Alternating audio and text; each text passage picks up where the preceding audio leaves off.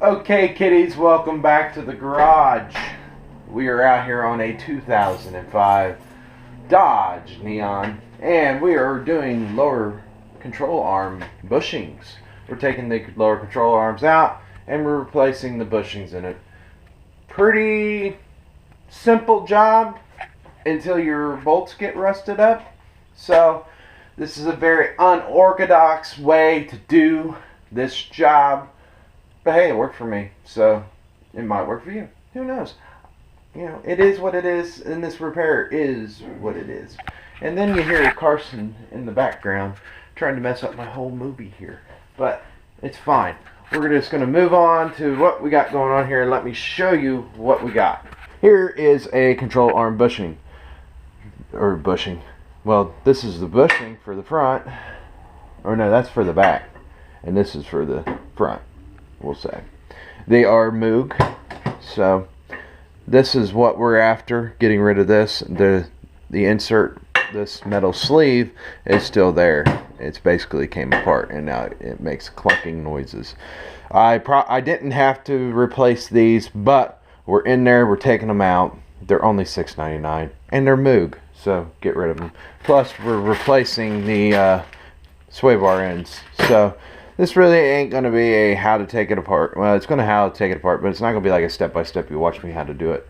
But I'm just going to give you in general. The reason why I'm replacing the bushings, because the ball joints are still in good shape. Why replace a $100 control arm when all is wrong is a $13.99 and a $6.99 part? So, you know, there it is. You know, I can press them out. I'll have to use a ball joint press or my 20-ton press and press this out. I bet I can get under there with my air chisel and chisel it out. And then this will have to be cut at the side and then pressed out. So, pretty simple. A little bit of torch action here. Here's our thing. We're going to get our insert out of the center of this. So basically what I'm going to do, hopefully I won't burn my crotch off. The woman will be pissed about that one. Hope it's in the shot. I'm just going to burn a line.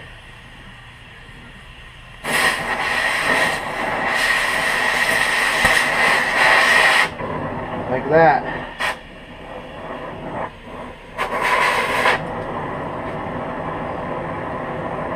And that should only be in that insert.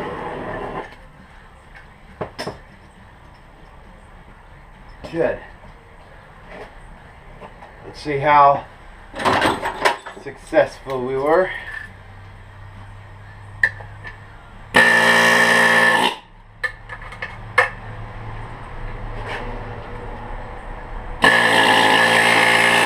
Oh yeah. That easy. Then we'll clean up the inside and we'll use the 20-ton press to press the new one in. Because the ball joint remover ain't really getting her done. So yeah, we'll let this cool a little bit, because look, hot. Hopefully, you'll be able to see what's going on here. So we got our little doobie here. We're going to put her in the old presser-oo. Back her up. And then get everything as straight as possible.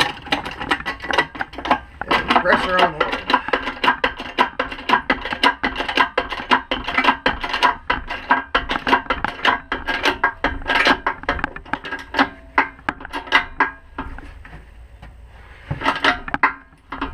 Go.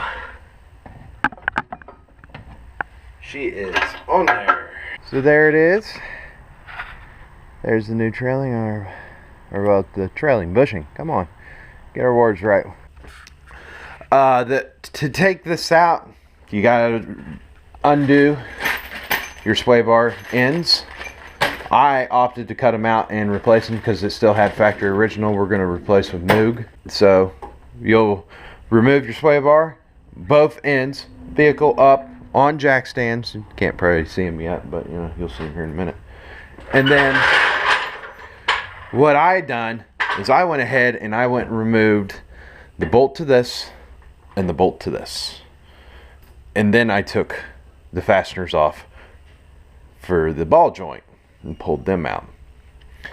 Once that was all said and done, with these out, it gave this a little bit of movement, and then when I was tapping right here with a bar onto here, it just plump right out, and it was great. So okay, so now all the bolts and everything are out. The control arm, as you can see, is down right here, and then all we'll have to do is just give this one a little bit of a pry, and she's out.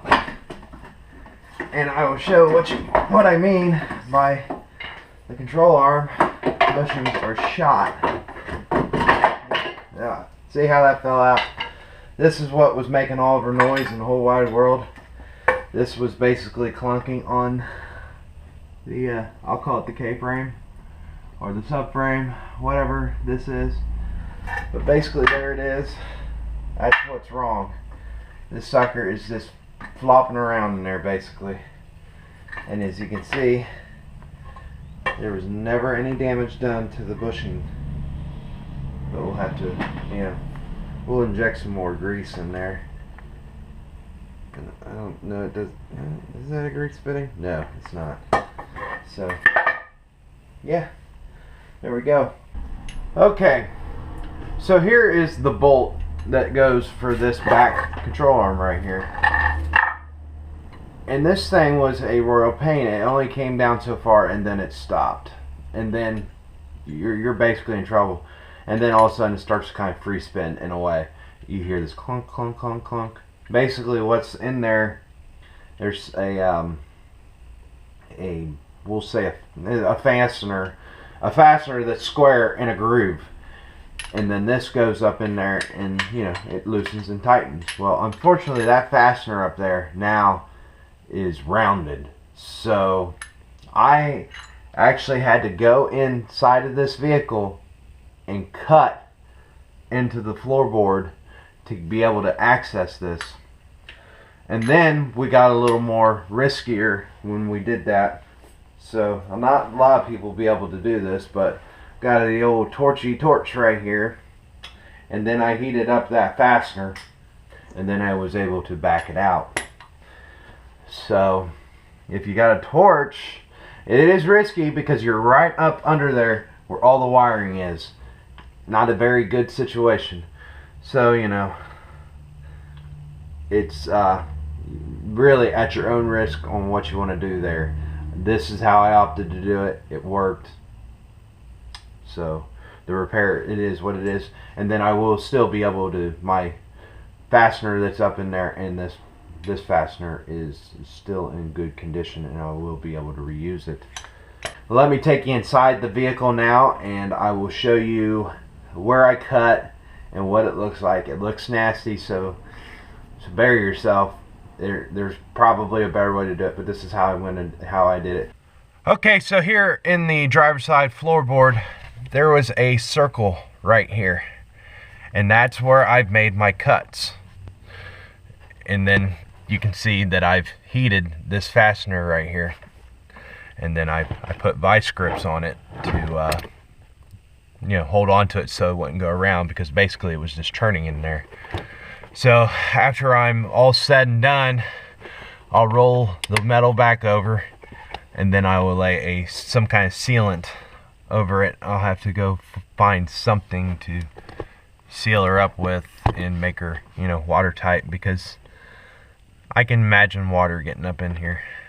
And I will also, before I actually do that, I'll paint this black, or I have some kind of paint. I'll paint it, and then I'll put the sealant on it. So this is going to take me a little longer repair than I thought, because I don't want any water to come in.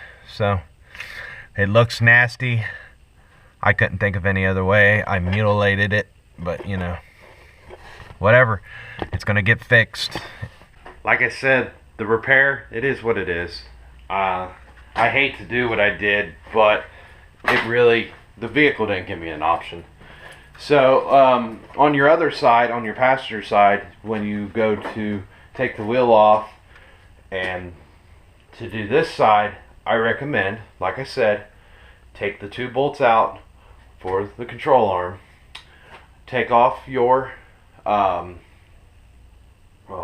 your ball joint, nut and bolt, or fastener, whatever you want to call them, and take those three out, and then you'll be able to tap on that control arm, and then it'll basically pop out of the ball joint, and then you might have to pry it out of where the control arms into its home.